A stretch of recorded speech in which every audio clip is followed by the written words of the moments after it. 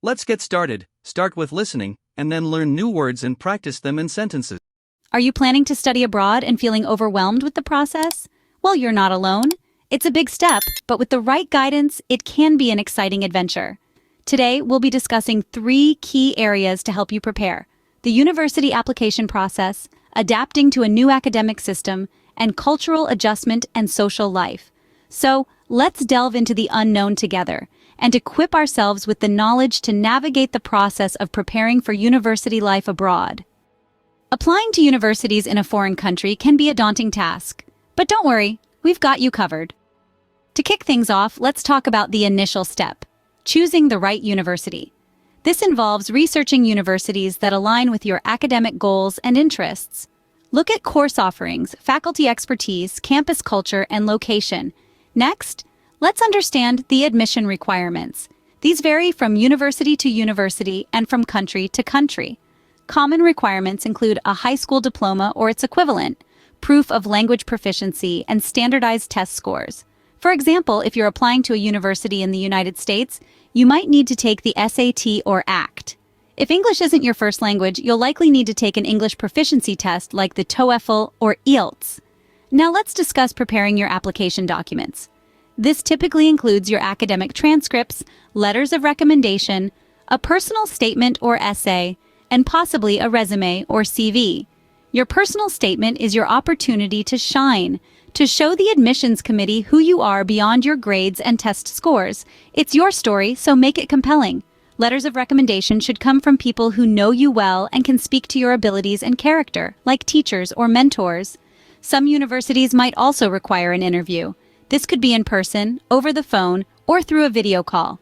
Remember to prepare for this interview as you would for a job interview. Be ready to talk about your academic interests, your goals, and why you want to study at that particular university. Lastly, don't forget about application deadlines. They are crucial. Miss a deadline and you might miss an opportunity, so get organized, create a timeline, and stick to it. Remember, applying to universities abroad is a process. It requires time, effort, and patience. But with careful planning and preparation, you can navigate this process successfully. Remember, preparation is key to a successful application. Once you've secured your place at the university, it's time to prepare for the academic life ahead. One of the first things you may notice is the difference between your home country's education system and the one abroad. It could be a shift from a focus on memorization to one on critical thinking, or from a structured curriculum to a more flexible one. The key here is to remain open-minded and ready to learn. Don't shy away from asking questions or seeking help when needed, because every student is on the same journey of adaptation. Next, let's talk about what to expect in lectures and seminars. Lectures are typically larger and more formal, where a professor will present information to students. Seminars, on the other hand, are smaller, interactive sessions where students engage in discussions and collaborative learning. It's important to be prepared for both. Review your lecture notes ahead of seminars and participate actively in discussions.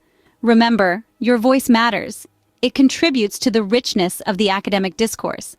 Now, on to managing your study schedule. This aspect can be quite daunting, especially if you're used to a more directed approach to learning. Universities abroad often expect students to be independent and proactive. You'll have to balance your time between attending classes, self-study, assignments, and exams. Prioritize your tasks, set realistic goals, and stick to a routine. Use tools like planners or digital calendars to keep track of your deadlines.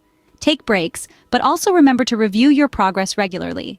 Lastly, embrace the academic resources available to you. These could include libraries, online databases, writing centers, and academic advisors. They're there to support you in your academic journey. Adapting to a new academic system can be challenging, but with a plan and a positive attitude, you can thrive. Embrace the new experiences, learn from your challenges, and remember that every step you take is bringing you closer to your academic and personal goals. You've got this. Moving to a new country is not just about academics, it's also about adapting to a new culture and making new friends. When you step off the plane and into a new country, you might experience a whirlwind of emotions: excitement, curiosity, and perhaps a touch of fear. This is your first encounter with culture shock, and it's perfectly normal.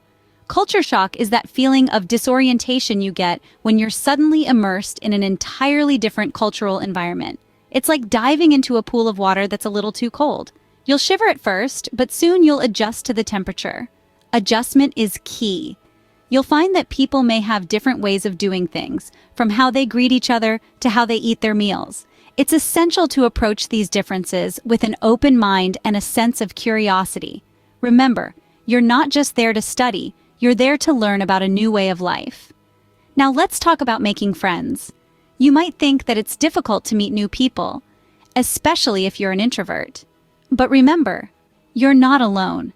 There are many others in the same boat, eager to connect and share experiences, join clubs, participate in university events, or even volunteer for community service. These are all great ways to meet new people and form bonds that could last a lifetime. Finally, let's talk about balance. It's easy to get swept up in the excitement of a new country, new friends, and new experiences.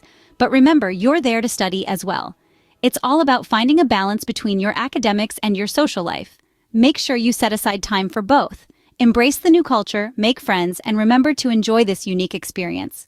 This is not just an academic journey, but also a personal one. It's a chance to discover who you are and who you can become, so go ahead, dive in, the water's fine. Studying abroad is an exciting journey, filled with new experiences and opportunities. As we wrap up, let's quickly revisit the key points we've discussed. Firstly, we tackled the university application process. We learned not only about how to apply, but also about understanding the admission requirements and preparing your application documents. It's a meticulous process, but with proper organization and preparation, it can be a seamless journey. Next, we dived into adapting to a new academic system. We discussed the differences between education systems, what to expect in lectures and seminars, and how to manage your study schedule. Remember, it's all about finding your rhythm and maintaining a balance. Then we touched on the cultural adjustment and social life. Dealing with culture shock can be challenging, but it's also part of the adventure. As we mentioned, finding ways to meet new people and balancing academics with social life is essential. Embrace the new culture, make new friends, and create unforgettable memories. Remember, all these aspects, the application process, adapting to a new academic system, and adjusting to a new culture, are interconnected and equally important. Approaching each with confidence, curiosity, and excitement is crucial. As we conclude, it's worth noting that studying abroad is not just about academics. It's a holistic experience that fosters personal growth, broadens your perspective, and equips you with invaluable life skills. Remember, preparation is key, so start early, stay organized, and most importantly, enjoy the journey. Let's learn new words and practice English at level B1. Campus. Campus, the grounds and buildings of a university or college. Example, before starting classes, I took a tour of the campus to get familiar with the university. Accommodation. Accommodation, a place where someone lives or stays, especially for a temporary period. Example, finding suitable accommodation is important when moving abroad for university. Orientation. Orientation, an introduction to the university and its services for new students. Example, the university offers an orientation program to help new students adjust to life on campus. Scholarship. Scholarship, a grant or payment made to support a student's education, awarded based on academic or other achievements. Example, I applied for a scholarship to help cover my tuition fees while studying abroad. Culture shock. Culture shock, the feeling of confusion or anxiety experienced when exposed to a different culture or way of life. Example, it's common to experience culture shock when moving to a new country, but it usually fades as you adjust.